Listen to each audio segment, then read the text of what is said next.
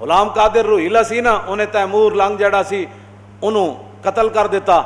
قتل کرن تو بعد اودی اکھاں وچ انہیں خنجر پھیرے, پھر اودیاں بچیاں نوں تے اودے رشتہ داراں نوں تے اودے جناب بہواں نوں ساریاں نوں بلا کے کہن لگا میرے سامنے نچو.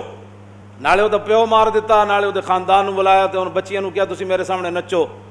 او جڑیاں تیمور لنگ دیاں وڈیاں وڈیاں زنانیاں سن, پھپھیاں خالہ, انہاں غلام قادر روہیلا نوں کہن لگے اے حکومت آنی جانی شے وے, ایڈا ظلم نہ کر کے اسی پردہ دار عورتاں اور شاہی خاندان دیاں بچیاں ساڈے نال تے تو ہن نچن دا جڑا آرڈر ہے نا اے نہ کر.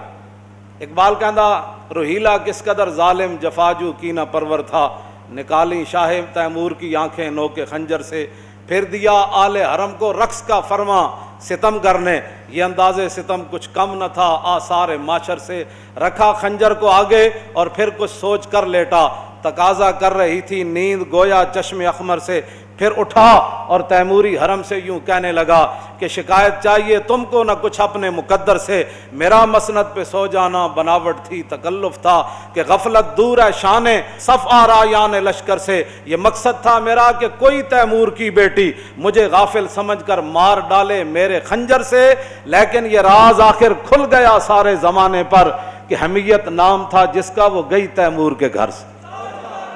میں حمیت دی گل کر رہا, حمیت. ہماری قوم بڑی جذباتی ہے, کیوں جی ہماری قوم بڑی جذباتی ہے, اس سے بڑا کیا جذبات ہو سکتے ہیں؟ تم نے جب دین پڑھا ہی کوئی نہیں. اقبال کہندا تا کجا بے غیرت دین زیستن, اقبال کہندا ہے تا کجا بے غیرت دین زیستن, اے مسلمان مردن است ای زیستن. اقبال کہندا اوے مسلماناں کدوں تک تو غیرت دینی تو بغیر زندہ رہیں, تا کجا بے غیرت دین زیستن. اقبال کہندا ہے دینی غیرت تو بغیر کدوں تک تو زندہ رہیں گا, اے مسلمان مردن است ای زیستن. اقبال کہندا ہے زندگی کوئی نہیں, اے تے مردہ پن ہے جڑا تو زندہ رہ رہا.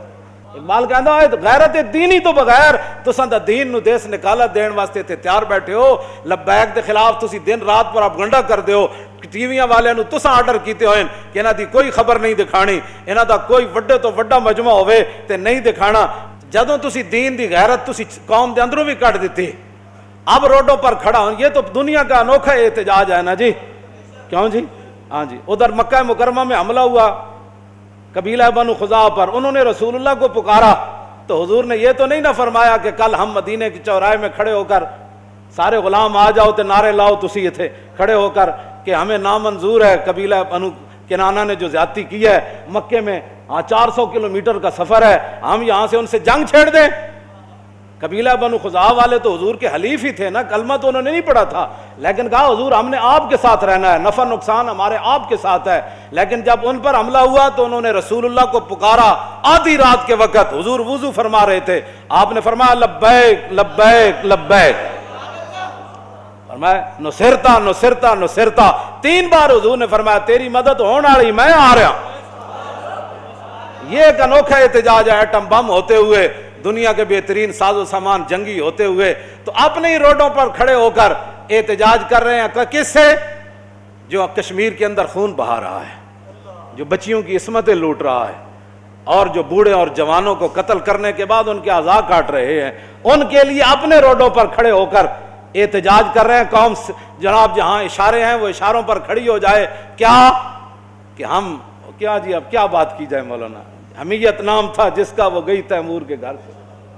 غلام قادر روہیلا کہنے لگا, وہ جدوں کڑیاں نو سامنے بٹھا لیا نا, انہیں کہا نچو نہیں میرے سامنے بیٹھو, سامنے بیٹھا نا تو اپنا خنجر لا کے انہیں میز ہوتے رکھ دیتا, پھر اینج پیچھے ٹیک لا کے تے سو گیا.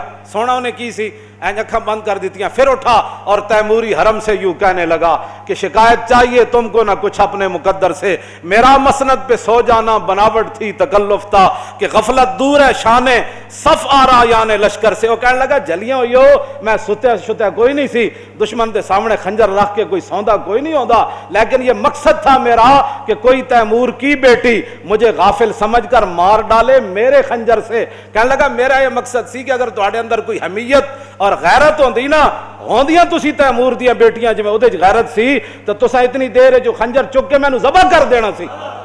لیکن یہ راز کھل گیا آخر سارے زمانے پر کہنے لگا یہ خنجر میں نے رکھا اور پھر اٹھا کے تم ایسے کانپ رہی تھی تو میں دنیا کے اندر یہ راز کھل گیا کہ حمیت نام تھا جس کا، وہ گئی تیمور کے گھر سے. کہنے لگا حمیت اور غیرت جو تھی نا وہ تیمور کے گھر سے گئی ہے، تو غلام قادر روہیلا اس پر قابض ہوا ہے.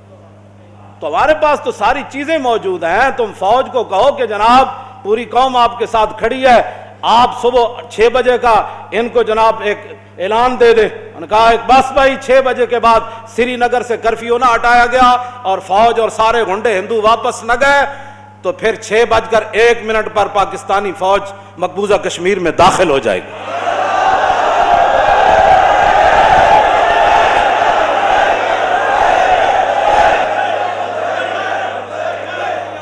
اقبال کہتا اس میں کیا شک ہے کہ محکم ہے یہ ابلیسی نظام. اقبال رویا، کہنے لگا اس میں کیا شک ہے کہ محکم ہے یہ ابلیسی نظام اور پختہ تر اس سے ہوئے خوئے غلامی میں عوام. ہیں جی، پختہ تر اس سے ہوئے خوئے غلامی میں، آرزو اول تو پیدا ہو نہیں سکتی کہیں. اقبال رویا، کہنے لگا جس نظام کے تحت مسلمان چل رہے ہیں نا، آرزو اول تو پیدا ہو نہیں سکتی کہیں، ہو کہیں پیدا تو مر جاتی ہے یا رہتی ہے خام. اقبال کہنا آرزو پیدا ہی نہیں ہوتی جہاد دی، جے پیدا ہوئے کیوں جی اپنا انہیں اعلان کر دیتا ہم جناب وہ یہ تو احتجاج کرنا یہ تو عوام کا حق ہے جن کے پاس طاقت نہیں ہے، جن کے پاس اقتدار نہیں ہے. لیکن رب ہے جس کام سے ہمیں روکتے تھے. یہ لبیک والے کون ہیں؟ یہ آئے روڈ بند کر دیتے ہیں، خاکے باہر بنے ہیں، احتجاج یہاں کرتے ہیں. تو میں نے کہا حملہ کشمیر پر ہوا، احتجاج شارع دستور پر کیسے ہو گیا؟ کیوں جی؟ رب ہے نا، جو حضور کے لیے نہ نکلے کم از کم کشمیر کے لیے تو نکلے. کیوں جی؟ لیکن وہ تو سجدہ ہوا ہی نہیں، سر جھکا دل جھکا ہی نہیں. وہ تو کیا باتیں کرتے ہو؟ جو باتیں تم ہم آج شارع فیصل بند ہوگا نا، آج تو کوئی ایمبولینس نہیں آئے گی نا، آج تو قوم کا کوئی نقصان نہیں ہوگا نا. آج سارا کچھ یہ نقصان تو صرف اس وقت ہوتا ہے جب کوئی حضور کی عزت کے لیے نکلتا ہے، اس وقت وہ دہشت گرد بھی بن جاتا ہے، اس کے لیے وہ جناب اس وقت ملک کے معیشت کا بھی نقصان ہو جاتا ہے. کیوں جی؟ ایمبولینسیں بھی بند ہو جاتی ہیں، لوگ گھروں میں قید ہو جاتے ہیں، فلاں ہو جاتا ہے. خدا وہ جو کام تم حضور کے لیے نہ کر سکے یہ تو اپنی قسمت کی بات ہے. یہی تو امتحان ہے تنویر کہ کس نے کس کو خوش کرنا ہے. جی ہاں جی، اب تو موقع تھا مقبوضہ کشمیر میں داخل ہونے کا.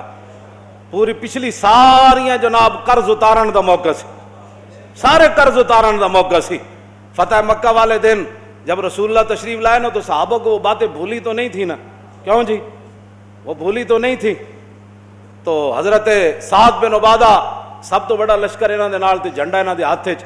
انہاں جدوں ویکھیا نا کہ حضور تے اوجریاں سٹن والے بھی اج کھڑے، بلال نو مارن والے بھی کھڑے، امیر حمزہ دے جگر تے کلیجہ کڈن والے بھی کھڑے، حضرت سمیہ دے ٹکڑے کرن والے بھی کھڑے، صدیق اکبر دے منہ تے جوتیاں مارن والے بھی کھڑے، حضرت حباب دے جسم وچ سوراخ کرن والے بھی کھڑے.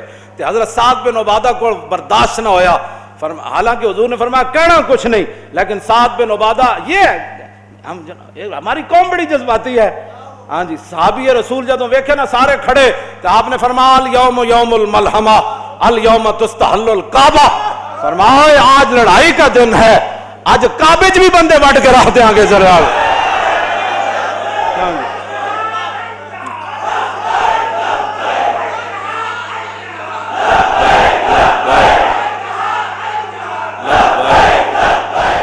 ارتجت آل مکہ تھا. حدیث پاک دے الفاظن جدو سعد بن عبادہ ایک گل کی تھی نا کہ الیوم یوم الملحمہ الیوم تستحل الکعبہ، فرمایا آج لڑائی والا دن ہے، آج نبی الملاحم تشریف لا رہے ہیں، آج جنگوں والے نبی تشریف لا رہے ہیں، آج لڑائی والا دن ہے. تو آج کعبے بھی اسی بندہ کوئی نہیں چھڑنا. ہاں جتھے جوں مارن دی اجازت نہیں آ جاتی تو بندے وڈ دینے. تو کیوں جی؟ اس ایک گل نال پڑھیا ہوندا دین تے پھر نہ. کیوں جی؟ پڑھیا ہوندا دین تے پھر نہ. دین جدو پڑھے ہی کوئی نہیں. اقبال کہندا از غلامی بزم ملت فرد ایواں بایواں اندر نمرد یک اندر قیام و در سجود کاروبارش چوں صلاۃ بے امام. کہندا اقبال کہندا جس ویلے قوماں دے امام کوئی نہ ہون، کیوں جی؟ اس ویلے پھر قوم نماز پڑھ رہی ہوندی، ایک سجدے چ ہوندا ایک قیام وچ ہوندا. کیوں جناب؟ ایک کاروبار دے معاہدے کر رہا ہوندا انڈیا نال تے ایک دا جناب ادھر قیامت گزر رہی ہوندی پاکستان تے کشمیر ہوتے قیامت گزر رہی اور ادھر عرب دے بادشاہ انہوں جناب مسجد دی سیر کرا رہے. مزید ویڈیوز اور اپڈیٹس کے لیے یوٹیوب پر علامہ Khadim Hussain Rizvi official channel subscribe کریں اور بیل آئیکن پر بھی کلک کریں.